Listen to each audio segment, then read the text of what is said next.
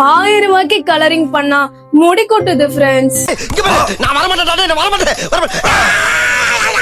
ஆமா, முடி கொட்டுதுதான். ஆனா அதுக்கு முன்னாடி இந்த ஹேர் கலரிங்க எவன் கண்டுபிடிச்சான்னு பார்க்கணும். அந்த காலத்துல எகிப்த், ரோம், கிரீக்ஸ் இங்க மட்டும்தான் டைங்கிற கலாச்சாரமே இருந்துச்சு.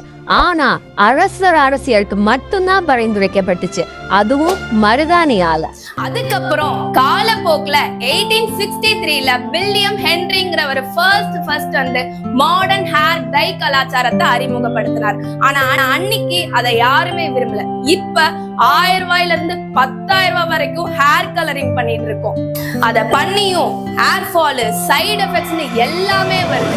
அத பத்தி நம்ம சேனு பையன்ட்ட கேட்டதுக்கு ஃபியூச்சர்ல மூடுக்கு தகுந்த மாதிரி ஹேர் கலர் சேஞ்ச் ஆகும்னு சொல்லி சொல்றான். நம்ம ஹாப்பியா இருந்தா பிங்காவும், கோவமா இருந்தா ரெட்டாவும், கலர் கோழி குஞ்சுகளா மாறிட்டு இருக்கோம்னு சொல்லி சொல்றான். அதுக்கு நம்ம ஹேர் ஃபால் கொட்டுறது எவ்வளவோ பரவாயில்ல.